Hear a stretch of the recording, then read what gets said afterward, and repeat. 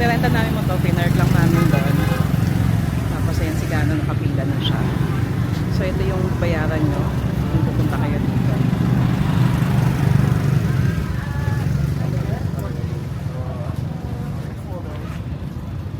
So ayan, meron na siyang 90,000 Vietnamese dong siya per person. Pero meron na siyang 1 coffee or soft drinks or tea. So mamaya, pasok na kami dito sa Moana. Yung coffee or yung yung beverage mo, dito mo siya ikikita. So tingnan natin kung meron.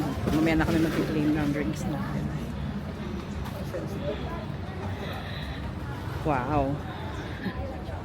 Naaanino ko yung bundok. Kaso napakakapal ng ulap. Pero maganda siya. Oops. Mahulog na naman ako.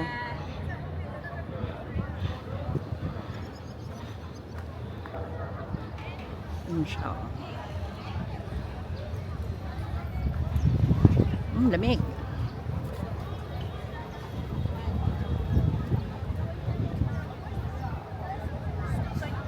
Time check. It's currently 2 p.m. here in Sapa, Vietnam. Pero malamig siya. Kanina maaraw pero nawala siya. So, buti naman. Kasi kahit malamig, sama pa rin ng UV. Ganda oh. Para siyang yung mga nakikita natin ng ka-AI. Ganda ng view, grabe. Ito mo, nakita nyo ba yung sinabi? Patingin? Tingnan nyo yung mukha ni Gano. Ganda ng... Tingnan natin kung maganda nga. Wow! Cholo. So, nalala ko si Cholo dito sa white piano.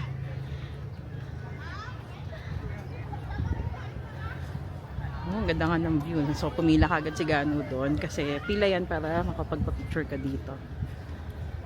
Yan.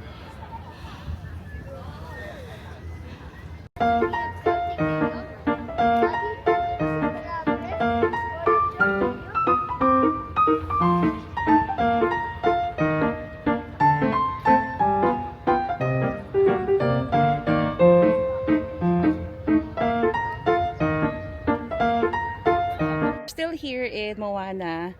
So, tingnan nyo si Gano. Kamusta ka naman dyan? Ayos naman, para namang safe.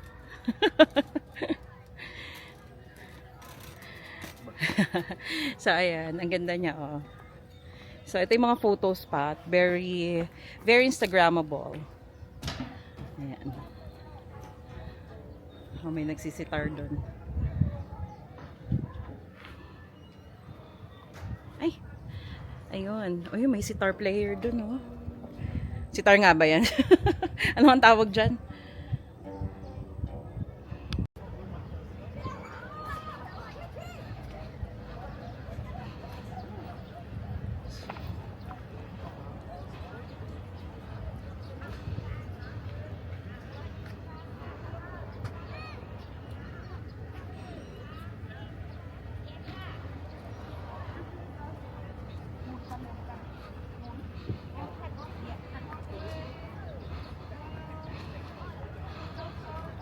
Picture tayo sa salamin.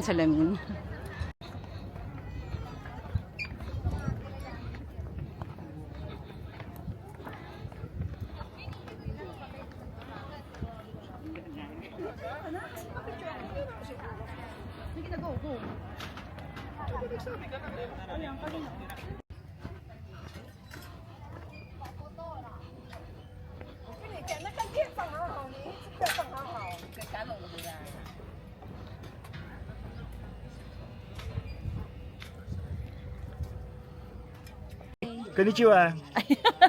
So, we're done na here sa Moana. Nag-enjoy naman kami. Ang daming photo spots. Ayan, pakita ko sa inyo. Ayan. So, pupunta na kami ngayon sa Alpaca. Pero pakita ko sa inyo yung itsura ng lugar.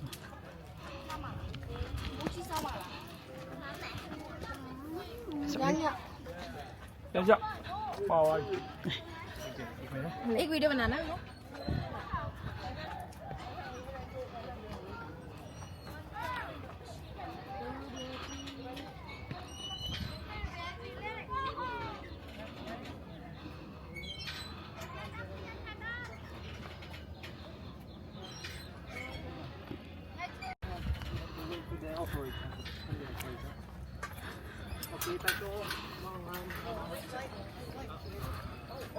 Little swings.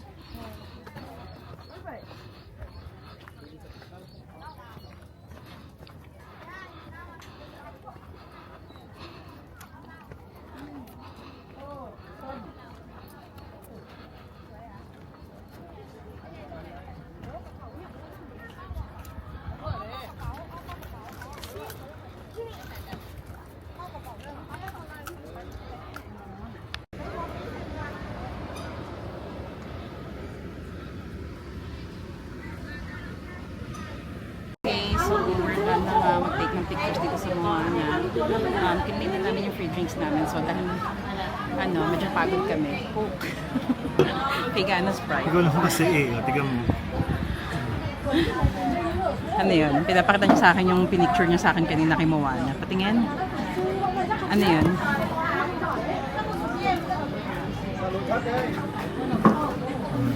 Wow. Sino yan? Ako ba yan? Oo.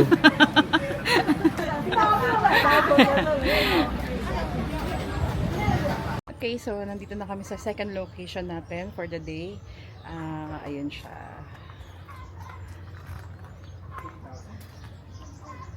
Matt Pet Farm Sapa. So ito lang yung mga makikita natin.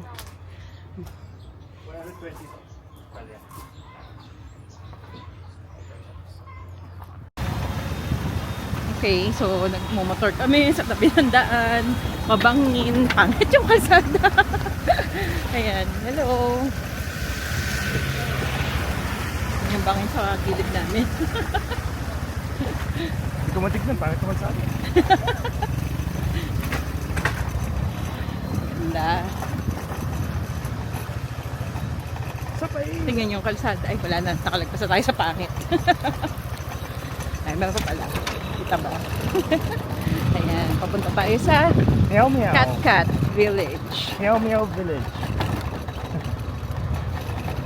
Ah. Ganda naman nun.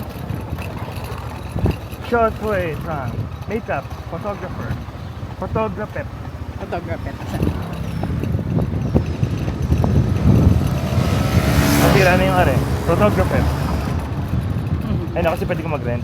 Ayun. Oo nga, no? Ang ganda naman. Oo nga, nagpaparent sila ng mga damit. Oh, thank you. Ayan sa baba, yung Cat Cat Village. Ayun, ticket. Yun, andun yung ticketing office. So, kanina, may tumatawag na sa amin doon. Pinagpa-park na kami. Ang layo-layo pa nun. Mga ilang kilometro na yung kilometro ba? Metro. Lagpas 500 meters. Oh, lagpas 500 meters. Okay Meron lang na doon tumatawag. Okay lang naman yung 500 meters eh. Problema mo, yung ahon. Oo. Sabi sabihin kung doon kami nag-park, mamaya mabalik kami paakyat ulit doon. So, ayun, mag-ingat talaga. Kailangan nag-research kayo sa lugar. Hello! Ayan. Hi, hello doggy! Sleeping siya. Ba't nandito sila Cat Cat Village? Ayan, pwede kayong pwede kayong mag-rent ng damit. Abroad. Ayan, Ba't nandito sila? meron din naman palang rentahan ng damit dito eh. Kasi nagta-traffic dun sa taas kasi may mga binababa na dun. Nag-rent sila ng costume, traditional costume. Baka bumalik sa atin yung kotse. Eh, meron naman din pala dito.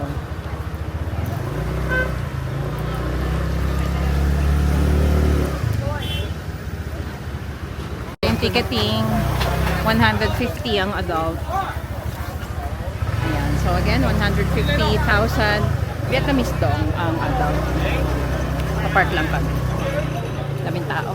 Pero mas maraming tao sa taas. So naglalakad na lang sila.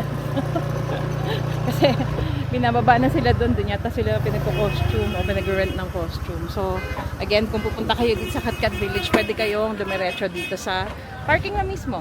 Tapos ayun yung ticketing station. Ayan. Kung gusto nyo mag-rent, andun na rin yung rentahan ng damit. So, punta na kami doon.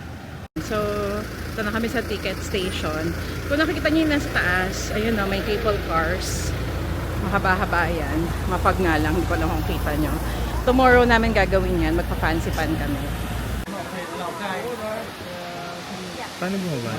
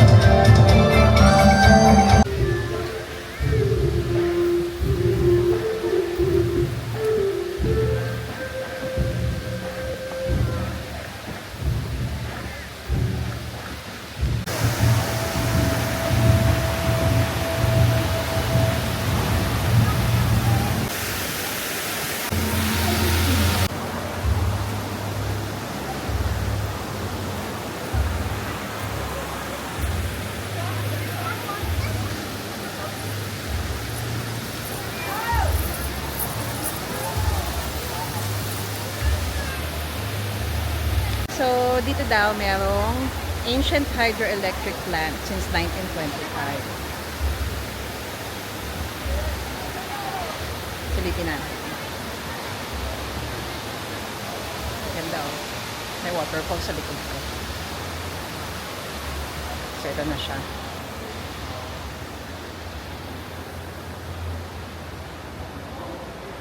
Built in 1925 by the French.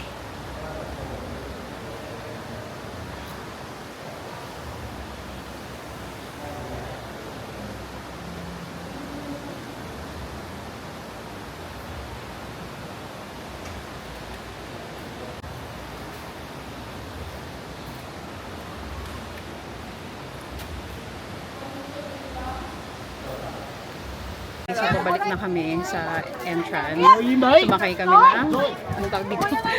Gold cart. Sumakay kami ng gold cart for 10,000 Vietnamese dong each para balik kami doon kasi malayo-layo siya.